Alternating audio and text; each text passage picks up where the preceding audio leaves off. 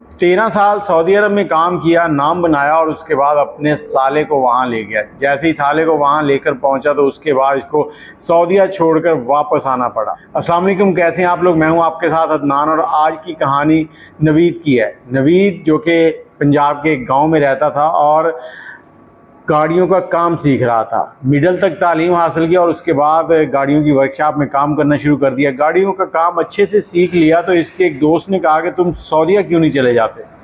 अब इसने कहा कि सऊदीया जाने के लिए पैसे चाहिए, तो उसने कहा कोई बात नहीं, कहीं से जमा कर लो, किसी से उधार ले लो, वहाँ जाकर अच्छी सैलरी लग जाएगी और तुम अच्छे पैसे कमाओगे।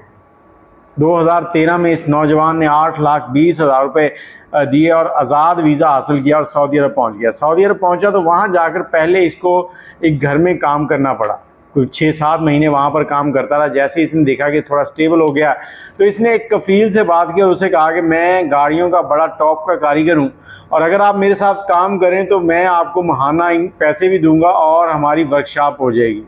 कफील ने कहा कि ठीक है। उसके साथ इसकी बातचीत जो तय हुई वो 1500 रियाल में तय हुई और इसने अपनी वर्कशॉप खोल ली। कफील ने इसको सपोर्ट किया। कुछ महीने उसने अपने पैसे नहीं लिए और इसका काम आहिस्ता आहिस्ता बड़ा अच्छा चलने लगा। इसका काम इतना ज़बरदस्त था कि कमाल था। और ये सऊदीया जब गया उससे पहले इसकी शादी हो चुकी थी। शादी इसके मामू के घर हुई थी और समझे कि मामू के घर शादी पसंद की थी, लव मैरिज थी। शादी के 2 साल के बाद ये सऊदीया गया था और इसी दौरान अल्लाह ताला ने इसको एक बेटी से भी नवाजा था। अब वहाँ काम भी करता, बेगम को, बाप को, घर वालों को और बेटी को बहुत से तोहफे भी भेजता। आहिस्ता आहिस्ता इसकी वर्कशॉप बहुत चलने लगी और इस शख्स से एक गलती हो गई। वो गलती क्या हुई?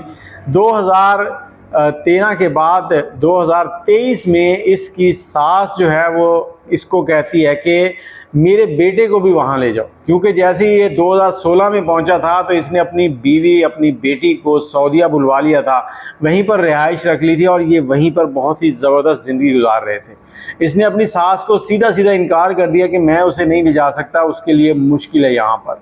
तो बीवी ने रोज़ इसके ऊपर प्रेशर बनाया और बीवी की मोहब्बत के सामने ये शख्स हार गया और अपने साले को अपने पास से वीज़ा भेजा। वीज़ा भेजकर ख़र्चा किया और उसको सऊदी अरब बुलवा लिए। जैसे ही सऊदी अरब बुलवाया तो उसको कोई काम नहीं आता था। अब ये उसके लिए ड्राइवरी ढूंढ रहा था और ड्राइवरी के लिए इसका लाइसेंस होना ज़रूरी था। इस शख्स ने अपने साले का लाइसेंस बनवाया, पास से पैसा खर्च किया, हर काम किया, उसको रोटी पानी सब कुछ दिया और उसकी नौकरी लगवाई।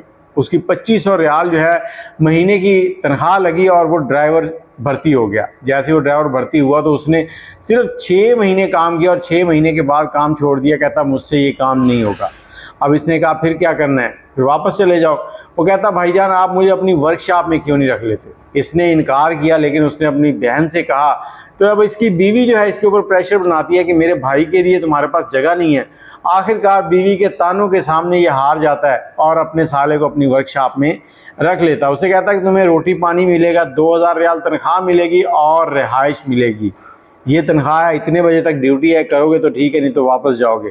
इसका साला कहता ठीक है। अब साला जो है इसकी फैक्ट्री में काम करने लग गया और 2025 में क्या होता है कि इसका कफील इसके पास आता है और इसके पास बैठकर इसे कहता है कि देखो मुझे 1500 रियाल कम लग रहे हैं और तुम मुझे हर महीने 2500 रियाल दिया करो।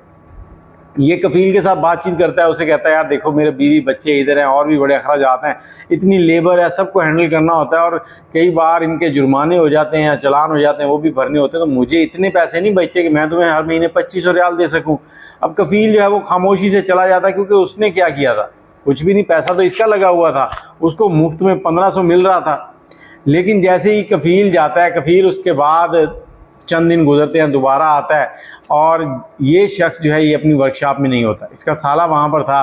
कफील आया, कफील से उसकी दुआ सलाम हुई। उसने कफील को कहा कि आ जाओ अंदर बैठते हैं। उसको कहवा पेश किया। कहवा पेश करने के बाद बातचीत करते करते इस साले ने क्या किया कि कफील से कहा कि आपको सिर्फ 1500 रियाल दे रहा है, वो तो बहुत अच्छे पैसे कमाता है, आप उसको ऐसे करें कि यहाँ से फारिग करें, ये वर्कशॉप जो है मेरे हवाले करें, मैं भी काम सीख चुका हूँ और मैं इसको चलाऊंगा और मैं आपको 2500 रियाल हर महीने दिया करूंगा।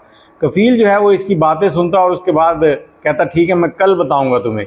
अगले दिन आता है और जो इसका बहनोई था इसको कफील कहता है कि मैंने तुम्हारा खरूज लगवा दिया है, तुम्हारे पास सिर्फ 24 घंटे हैं और 24 घंटे के अंदर अंदर तुम सऊदीया छोड़ दो, नहीं तो यहाँ की पुलिस तुम्हें गिरफ्तार कर लेगी, फिर तुम अपने खुद जिम्मेदार हो। अब ये बहुत परेशान होता है कि 13 साल हो गए थे यहाँ पर मेहनत करते हुए और इज़्ज़त बनाई, वर्कशॉप बनाई, जब काम चलने का टाइम आया तो कफ़ील ने इसके साथ क्या किया।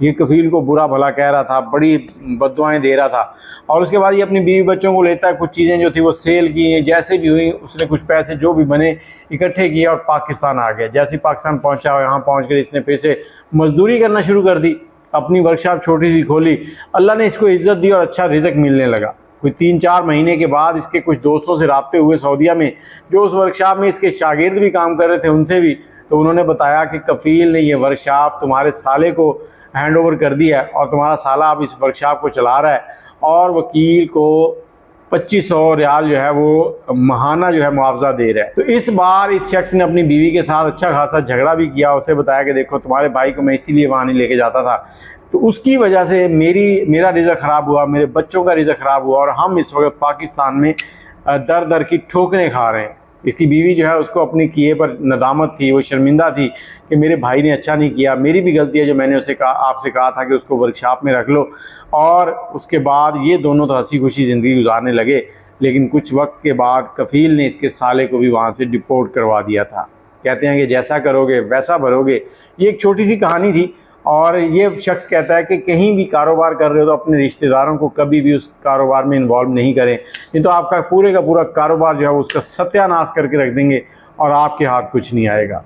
अगर आप कोई कहानी हमसे शेयर करना चाहते हैं तो नंबर है 030025206229। दुआ में याद रखिएगा। अल्लाह हाफिज़।